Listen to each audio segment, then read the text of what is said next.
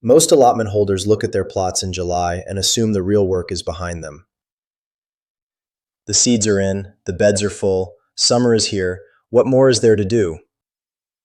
Quite a lot, as it turns out. The growers who reach October with a freezer stacked full of produce and a shopping list that barely mentions vegetables, they treat July not as the tail end of the season, but as the start of something new entirely. David Hartley learned this the harder way, and once he understood it, everything changed. Today, you are going to see exactly what David plants every single July. 10 crops, each one chosen deliberately, each one backed by real UK growing data and honest market values. And number 7? Even David had to look twice at that one.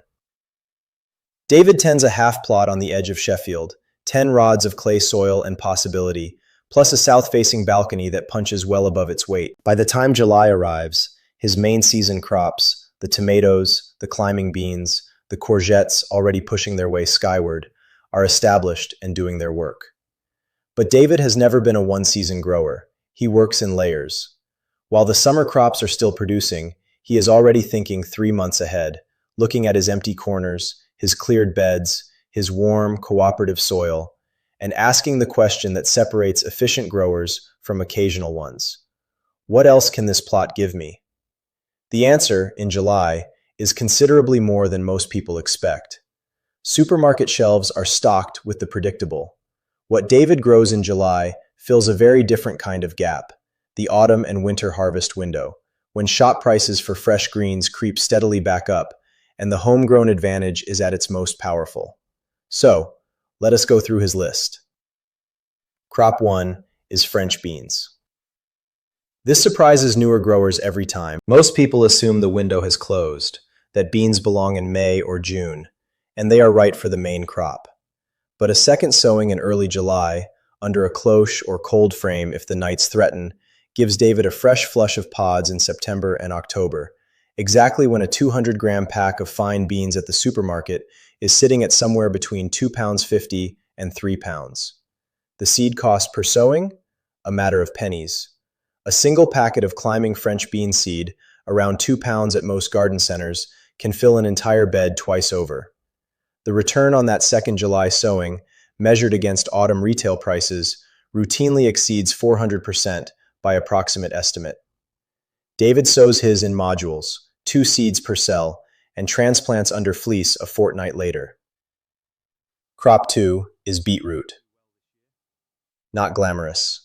Not trending in the way that certain heritage tomatoes or exotic squash varieties might be, but one of the most reliable performers in David's entire rotation. Sown now, it reaches harvest readiness from September through to November, a window when many other crops have already finished, and the plot can feel disappointingly quiet. A bunch of 5 or 6 roots, the kind that sits at £1.80 to £2.20 in any major UK supermarket, cost David somewhere between 20 and 30 pence in seed. He sows in short rows every 3 weeks, from now until the end of August, which gives him a rolling harvest that stretches well into autumn. If you have never tried succession sowing beetroot, July is the month to begin. The soil is warm, germination is fast, and the harvest arrives exactly when you want it most. Third on David's list, and among the highest value crops in his entire growing year, is kale. Sown in July, kale does not reach full harvest readiness until November, but then it keeps going, right through December, through January, February, and into March. Frost does not damage kale, it improves it, converting starches to sugars in a transformation that turns an ordinary leaf into something genuinely sweet and tender. A 200-gram bag of kale in a UK supermarket currently sits at around £2 to £2.50. A single July sowing from a seed packet costing under £2 can produce enough to fill 20 or 30 such bags across a sustained winter harvest. David grows Cavallo Nero for its dense architectural leaves and deep flavor, and dwarf green curled for sheer volume. Both sown now. Both harvesting in the months when fresh greens from your own plot feel most like a genuine luxury. Fourth is Swiss chard, and if you have been overlooking it, today is the day to change that. Chard is remarkable in July precisely because it bridges 2 seasons without fuss. Sown now, it is cropping by September. Cut the outer leaves and it regrows for months. Unlike spinach, it does not bolt in summer heat. Unlike kale, it is ready to harvest in weeks rather than months. And the stems, yellow, white, and deep red, depending on variety, are visually striking enough that David has had plot neighbors stop and ask what on earth he is growing. At £2 to £3 per bunch in supermarkets, and with seed packets available for under £2, chard is one of the most cost-efficient additions David makes to his July beds each year. Crop 5 is the fastest on the entire list: spring onions. 8 weeks from seed to harvest. A bunch of 6 or 8 spring onions retails for around £1 in most UK supermarkets, which sounds modest until you consider that a packet of seed containing several hundred seeds costs roughly £1.50. One packet, 3 or 4 successive sowings between now and August, and David has spring onions from September right through into next spring. The seed to retail value ratio here is exceptional, somewhere in the region of 600 to 800% return by approximate estimate, excluding labor, water, and time. David sows them thickly in a shallow drill, covers lightly, and largely leaves them to it. Few crops reward a degree of neglect quite so generously. 5 crops in, and the picture is already forming. The case for July as a planting month is becoming rather difficult to argue with. If you are finding this useful, if you are looking at your plot with fresh eyes, hit subscribe now. David's capital plot goes out every day. Real crops, real costs, real returns from a real allotment.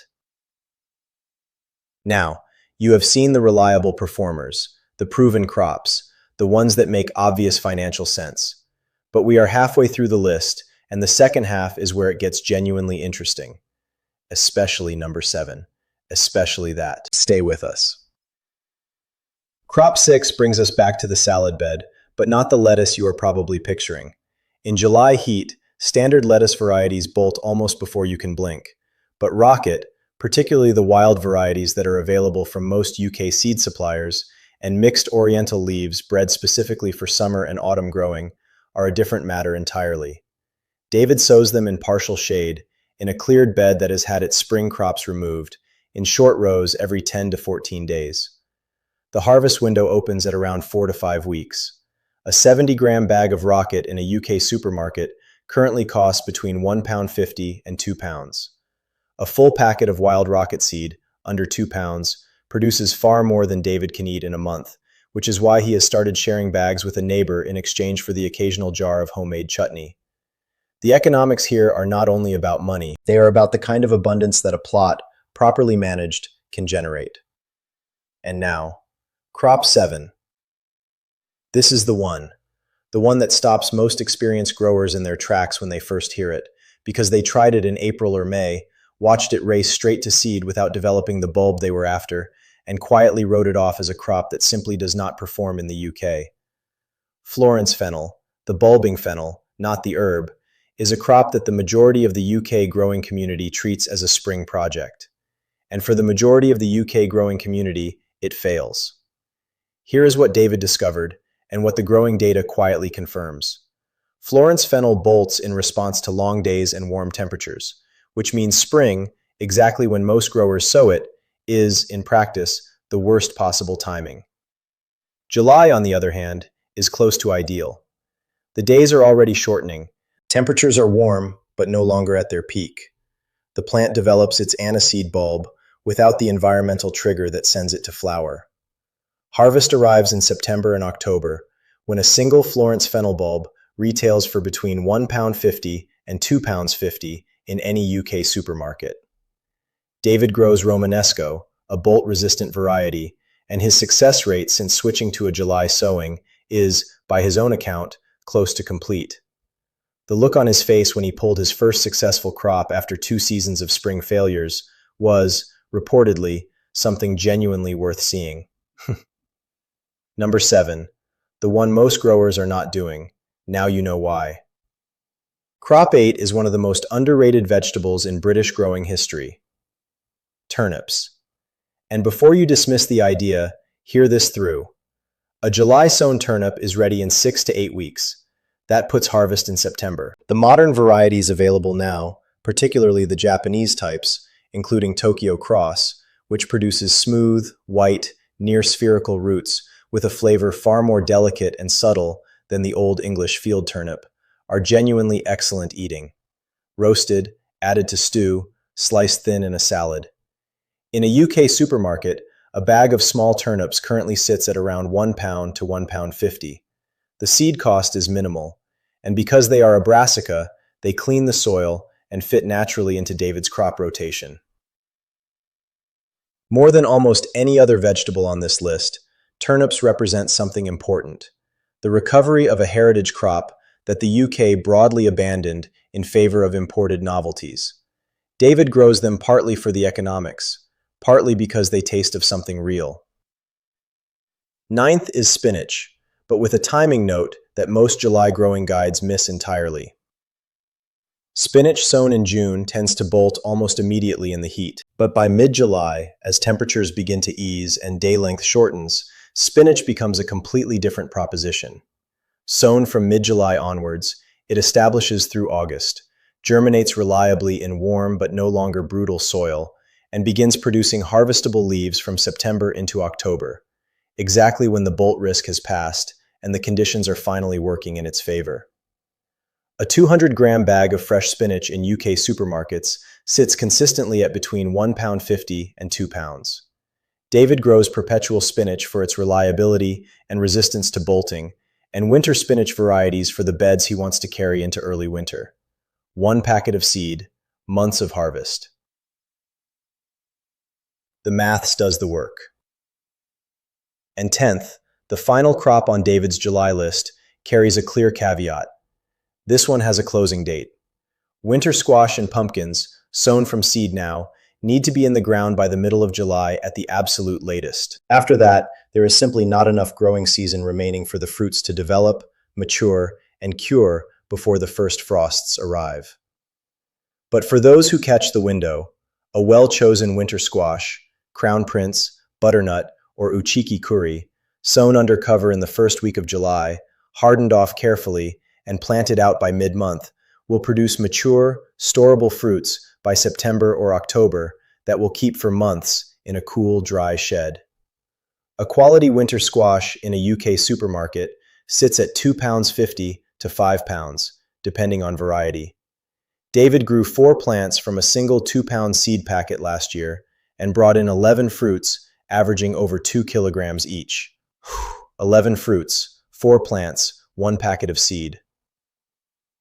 The closing date matters enormously, but so does what happens when you catch it. 10 crops, 1 month.